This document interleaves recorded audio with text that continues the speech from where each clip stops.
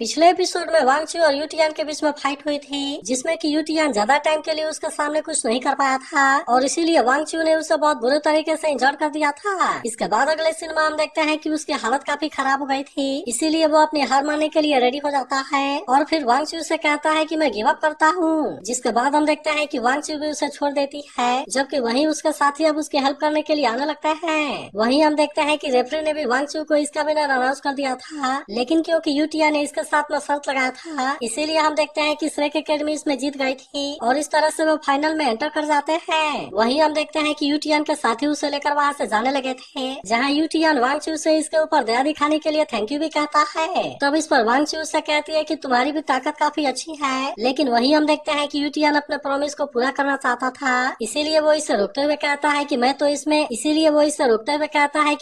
हार गया और इसीलिए मैं इसे एक्सेप्ट करने के लिए पूरी तरह से रेडी हूँ। और ये बात भी सही है कि मेरी ताकत अभी तुमसे काफी पीछे है, लेकिन फिर भी हमेशा के लिए ऐसा ही नहीं रहेगा और मैं किसी दिन तुमसे आगे जरूर जाऊंगा। लेकिन वहीं हम देखते हैं कि वांगचू को इसके बारे में कोई चिंता नहीं होती और वो इसके लिए इसकी तारीफ करती है। मगर वहीं हम देखते हैं कि यूटियान अपने किए गए वादे को पूरा करने के लिए रेडी था और इसीलिए वो इससे कहता है कि अब से मैं 3 सालों के लिए तुम्हारा बॉडी गार्ड रहूंगा। लेकिन अब इसके बारे में सुनते ही सभी पूरी तरह से हैरान हो गए थे और किसी को यकीन नहीं हो रहा था कि वो सच में ऐसा करेगा। मगर वहीं हम देखते हैं कि वांगचू को इस बात से कोई भी मतलब नहीं होता, इसीलिए वो इससे कहती है कि मुझे इसकी कोई जरूरत नहीं है और फिर हम देखते हैं कि वो वहाँ से चली जाती है। लेकिन इसके बाद भी हम देखते हैं कि यूटियान पीछे हटने वाला नहीं होता और कहता है कि अगर मैंने इसके लिए प्रॉमिस किया है तो फिर मैं इसे पूरा जरूर करूंगा। वहीं हम देखते हैं कि श्रेक एकेडमी के बाकी प्लेयर भी काफी खुश हो गए होते हैं और कहने लगता है कि शायद वांगचू का ड्रैगन सोल सबसे ताकतवर है। लेकिन वहीं उधर हम देखते हैं कि टियानन अब टैंक सेक्टर के बारे में सोच रहा था और इसीलिए वो नेशनल मास्टर से कहता है कि अब तो अगला मैच टैंक सेक्टर और होली स्पीड सेक्टर के बीच में होगा और इसीलिए मैं उम्मीद करता हूँ कि तुम मुझे निराश नहीं करोगे। जिसके बाद हम देखते हैं कि नेशनल मास्टर भी इसकी बात मानने के लिए रेडी हो गया था और वो उससे कहता है कि आपको इसके बारे में चिंता करने की कोई जरूरत नहीं है, क्योंकि इस मैच को टैंक सेक्टर वाले कभी भी नहीं भूल पाएंगे। वहीं हम देखते हैं कि रेफरी भी इसके लिए रेडी हो गया था, इसीलिए वो अब इसमें कोई देरी नहीं करता और वो दोनों टीम को रेडी हो जाने के लिए कहता है। जिसके बाद हम देखते हैं कि होली स्पीड सेक्टर वाले भी इसके लिए रेडी हो गए थे, जहाँ उनका कैप्टन इनसे कहता है कि तुम इसमें कोई भी मौका ना छोड़ना, क्योंकि हमें इसमें टैंक सेक्टर को बहुत बुरे तरीके से हराना है। वहीं हम देखते हैं कि भाई अपने टीम की तरफ से फाइट करने के लिए आया था, जहाँ पर सेंटो भी उसका सामना करने के लिए रेडी हो गया था। तभी फ्लैशबैक में हम देखते हैं कि जीव जब इनको केयरफुल होने के लिए बोलकर वहाँ से चली गई थी, तब उन्होंने इस मैच के लिए प्लानिंग करना शुरू कर दिया था, जहाँ ननान कहने लगती है कि हरी भी सोल मास्टर की एबिलिटी डैमेज है, इसीलिए अगर हमने उनको टीम बैटल में फाइट करने दिया तब इस तरह से उनको हराना हमारे लिए बहुत ज्यादा आसान हो जाएगा। इसीलिए मुझे ऐसा लगता है कि वे ऐसा नहीं चाहेंगे और अगर मैं इसके बारे में गेस करूँ तो वे इंडिविजुअल कंपटीशन के ऊपर फोकस करेंगे, ताकि वे इस तरह से हमारे प्लेयर को इंजर कर सके और यहाँ तक कि वे मारने के लिए भी पूरी कोशिश करेंगे। जिसके बाद हम देखते हैं कि युवा भी इसके बारे में समझ गया था और फिर कहता है कि हाँ, आपकी बात पूरी तरह से सही है। अब इसीलिए वो इनसे कहता है कि सबसे पहले हम इंडिविजुअल मैच में ज्यादा पॉइंट हासिल करने के लिए कोशिश करेंगे, ताकि हम इस तरह से टीम बैटल में जल्दी से एंटर कर सके, क्योंकि इसी तरीके से हम अपने आप को बचा पाएंगे। जिसके बाद हम देखते हैं कि वे भी इसकी बात मानने के लिए रेडी हो गया था, इसीलिए वो इसके पास आता है और कहता है कि कल स्टेज पर सबसे पहले मैं जाऊंगा। इसके बाद अगले सीन में हम देखते हैं कि वे दोनों फाइट करने के लिए रेडी हो गए होते हैं, इसीलिए रेफरी भी इसके बारे में कोई देरी नहीं करता और वो इनके मैच को स्टार्ट कर देता है। लेकिन वही उदाहरण देखते हैं कि हुआ बिन को इसके बारे में चिंता होने लगती है, क्योंकि उसने पहले भी होली स्पीड सेक्टर के मैच को देखा था और इसीलिए उसे पता है कि ये सच में बहुत ज्यादा खतरनाक है। जिसके बाद हम देखते हैं कि जूलू इसे शांत कराने के लिए कोशिश करती है, लेकिन वही हम देखते हैं कि इनके बाकी प्लेयर भी काफी डरे हुए थे और वे कहने लगता है कि अगर पिछले क्वार्टर फाइनल में प्रिंसेस जुई ने अगर हल्ट वाला टाइम नहीं लिया होता तो मुझे ऐसा लगता है कि उसने जिंगलू नेशनल एकेडमी के 4 मेंबर को मार दिया होता। अब इसीलिए हम देखते हैं कि वे इस बात से काफी डरे होते हैं और इनको भी नहीं पता कि इस बार यहाँ पर क्या होगा। लेकिन तभी यूटियान देखता है कि वे के पास में भी ब्लू लाइटनिंग टेरानोसोरस वाला मास्टर सोल है और अब इसीलिए हम देखते हैं कि वो इसके फाइट को देखने के लिए काफी एक्साइटेड हो गया था। वहीं हम देखते हैं कि वे सेंटो पर अटैक करने के लिए जाता है, लेकिन तभी सेंटो ने भी अपने टंग को बाहर निकाल लिया था और वो इसका यूज करके बेई पर अटैक करने के लिए कोशिश करता है, मगर फिर भी हम देखते हैं कि बेई ने अपने आप को इसके अटैक से बहुत ही आसानी से बचा लिया था और इसीलिए सेंटो इसमें इसका कुछ भी नहीं कर पाता। मगर तभी हमें पता चलता है कि यह तो असल में कुछ भी नहीं है और अब वो अपने असली रूप में आने लगता है, जिसे देखे आके बाकी सभी लोग भी काफी डर गए थे और कहने लगता है कि ये आखिरकार किस तरह का मॉन्स्टर है। मगर वहीं हम देखते हैं कि युवा को इसके बारे में पता था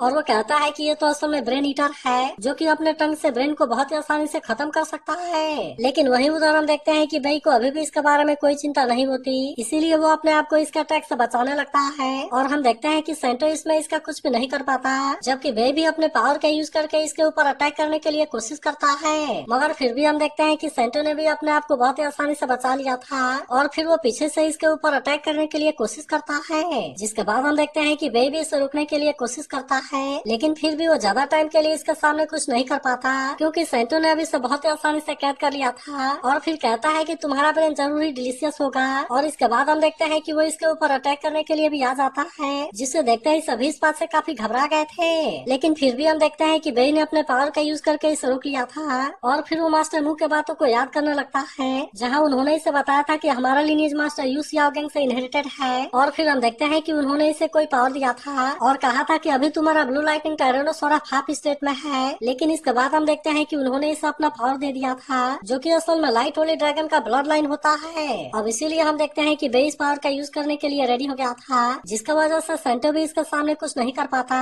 जबकि वहीं हम देखते हैं कि बेई ने अपने पावर को पूरी तरह से एक्टिवेट कर लिया था, जिसे देख नेशनल मास्टर भी पूरी तरह से हैरान हो गया था। मगर वहीं अब हम देखते हैं कि बेई इसमें कोई देरी नहीं करता और वो अपने इस पावर का यूज करके सेंटो पर अटैक कर देता है, जिसका वजह से सेंटो इसे रोकने के लिए कुछ भी नहीं कर पाता। और हम देखते हैं कि बेई ने इस तरह से इसे इंजर्ड कर दिया था। फिर वो कहता है कि तुमने मैच में सबको मारने के लिए कोशिश किया, इसीलिए मैं प्रीवियस प्लेयर के लिए जस्टिस करने वाला हूँ। और अब इतनी बात कहने के बाद हम देखते हैं कि वो इसके टंगों को उखाड़ देता है, जिसके बाद इसे देख जुई भी इस बात से काफी हैरान हो गई थी। मगर वहीं हम देखते हैं कि बेई फिर भी इसे नहीं मारता और फिर कहता है कि मैं एक प्लेयर के तौर पर तुम लोगों को नहीं मारना चाहता, लेकिन फिर भी तुमने जो किया है उसकी कीमत चुकानी पड़ेगी और तुम सिर्फ सुपरवाइजरी टीम से बचकर नहीं भाग सकते। मगर वहीं उदाहरण देखते हैं कि नेशनल मास्टर काफी परेशान हो गया था और फिर कहता है कि ये तो असल में एविल को डिस्ट्रॉय करने वाली मास्टर मू की पावर है और क्या उसने इस पावर को इसे दे दिया। मगर वहीं उदाहरण देखते हैं कि यूटियान और उसके साथी भी इस बात से हैरान हो गए थे और कहते हैं कि ये तो असल में mutation in light Holi dragon है। वहीं अब हम देखते हैं कि रेफरी ने बेई को इसका विनर अनाउंस कर दिया था, जिसके बारे में सुनते ही सभी इस बात से काफी खुश हो जाते हैं और फिर हम देखते हैं कि वे थैंक्स से कुछ यर्स करने लगे थे।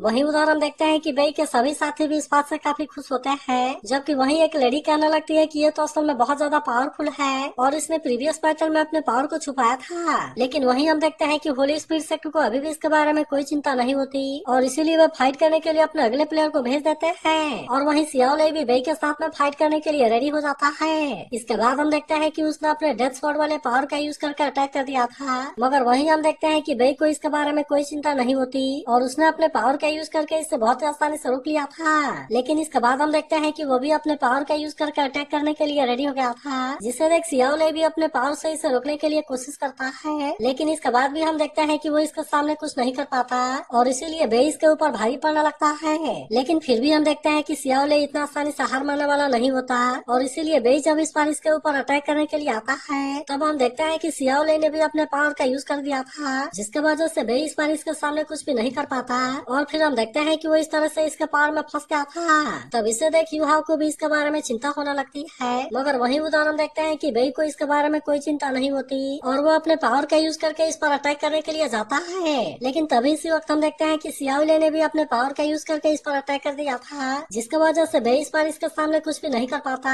और फिर हम देखते हैं कि वो इसमें बहुत बुरे तरीके से फंस गया था। लेकिन इसके बाद भी हम देखते हैं कि वो अपने पावर का यूज करके अपने आप को आजाद करा लेता है और फिर वो अपने नंबर 6 वाले अटैक का यूज करने के लिए रेडी हो जाता है, जो कि असल में dragon king formation giant sword होती है, जिसकी वजह से हम देखते हैं कि सियाओ लेई अब इसके पावर के सामने कुछ भी नहीं कर पाता और तभी अचानक से उसके ऊपर बहुत सारी पावर भी आने लगती है, जहाँ सियाओ लेई इसे रोकने के लिए कुछ भी नहीं कर पाता और अब इस तरह से हम देखते हैं कि बेई ने इसे भी हरा दिया था। जिसके बाद हम देखते हैं कि सभी लोग इस बात से और ज्यादा खुश हो गए थे और वे इसीलिए यहाँ पर काफी हल्ला भी करने लगते हैं। वहीं जूजी टियानन से कहती है, मुझे लगा था कि वांगचू का ड्रैगन सूट सबसे ताकतवर है, लेकिन ऐसा लगता है कि मैंने पहले इसके बारे में निष्कर्ष कर लिया। मगर वहीं हम देखते हैं कि नेशनल मास्टर इसके पावर को देख काफी परेशान हो गया था और कहने लगता है कि एक तो वैसे भी नहीं मरा था और अब यहाँ पर एक दूसरा ड्रैगन गॉड डाउलो भी आ गया। तब इस पर टियानन उससे कहता है कि तुम तो उसके बारे में उतना हाई सोच रहे हो और क्या अब ये बैटल यहाँ पर नहीं फंस रहा। मगर वहीं हम देखते हैं कि नेशनल मास्टर अभी भी इतना आसानी से हार मानने वाला नहीं होता और कहता है कि ये जरूर मरेगा। लेकिन वहीं हम देखते हैं कि होली स्पिरिट सेक्ट वाले अगले मैच के लिए रेडी हो गए थे और अब इनका प्लेयर फाइट करने के लिए तेंगा को भेजता है, जिसके बाद हम देखते हैं कि तेंगा भी इसके लिए रेडी हो गई थी। इसके बाद हम देखते हैं कि तेंगा फाइट करने के लिए भी जाने लगती है। लेकिन तभी इसी वक्त हम यहाँ पर एक फ्लैशबैक का सीन देखते हैं, जहाँ पर तेंगा किसी से सेक्टर के सामने आई हुई थी और वहाँ पर वो कुछ देर के लिए किसी चीज के बारे में सोचती है। लेकिन इसके बाद हम देखते हैं कि वो गेट खोलकर अंदर आ गई थी जहाँ पर कि बहुत सारे लोग प्रैक्टिस कर रहे थे। तब इसे देख यहाँ का एक आदमी उससे पूछता है कि तुम यहाँ पर क्यों आई हो, जिस पर तेंगा कहती है कि डेट को कलेक्ट करने हैं। लेकिन इसके बारे में सुनते ही वो आदमी से कहता है कि आयरन ब्लड सेक्टर में आने की तुम्हारी हिम्मत कैसे हो गई। और फिर हम देखते हैं कि वो इसके ऊपर अटैक करने के लिए भी चला गया था, मगर वहीं हम देखते हैं कि तेंगा को इसके बारे में कोई चिंता नहीं होती और वो अपने ब्लू सिल्वर ग्लास को एक्टिवेट कर लेती है, जिसका वजह से हम देखते हैं कि वे इसके सामने कुछ भी नहीं कर पाते और तेंगा ने इनको बहुत ही बुरे तरीके से जकड़ लिया था। जिसके बाद हम देखते हैं कि बाकी लोग भी इस बात से हैरान हो गए होते हैं और वे तेंगा से कहते हैं कि तुम इनको नीचे रख दो, मगर वहीं हम देखते हैं कि तेंगा को इसके बारे में कोई चिंता नहीं होती और वो इनको मारकर फेंक देती है। जिसके बाद हम देखते हैं कि यहाँ के सीनियर इसके ऊपर गुस्सा हो गया था और फिर उससे पूछता है कि तुम कौन हो। तब इस पर तेंगा उससे कहती है कि क्या तुम इसके बारे में इतनी जल्दी भूल गए क्योंकि तुमने मेरे टैंक सेक्टर के डिक्लाइन होने का फायदा उठाया और इस तरह से तुमने उसको ऊपर रेड कर दिया, इसीलिए आज मैं इसका बदला लेने के लिए यहाँ पर आई हूँ और मैंने उस समय जो भी खोया था मैं उसे वापस लूंगी। इसके बाद हम देखते हैं कि वो फिर से अपने पावर का यूज करके यहाँ के लोगों को मारने लगती है, मगर वहीं अब हम देखते हैं कि वो सीनियर भी अपने पावर का यूज करने के लिए रेडी हो गया था और वो भी इसके ऊपर अटैक करने के लिए कोशिश करता है। लेकिन इसके बाद भी हम देखते हैं कि तेंगा को इसके बारे में कोई चिंता नहीं होती क्योंकि वो अपने ब्लू सिल्वर ग्लास का यूज करके इसे बहुत ही आसानी से रोक लेती है और इसीलिए वो अपने पावर से इसका कुछ भी नहीं कर पाता। इसके बाद हम देखते हैं कि तेंगा इसे भी कैद करने लगती है, लेकिन वही सीनियर अभी भी इतना आसानी से हार मानने वाला नहीं होता और अब इसीलिए हम देखते हैं कि वो अपने fourth soul skill iron blood को का यूज करने के लिए रेडी हो गया था। इसके बाद हम देखते हैं कि वो इसका यूज करके तेंगा पर अटैक करने के लिए जाता है, लेकिन फिर भी तेंगा ने अपने आप को इसके अटैक से बहुत ही आसानी से बचा लिया था और इसीलिए सीनियर अभी भी इसका कुछ नहीं कर पाता।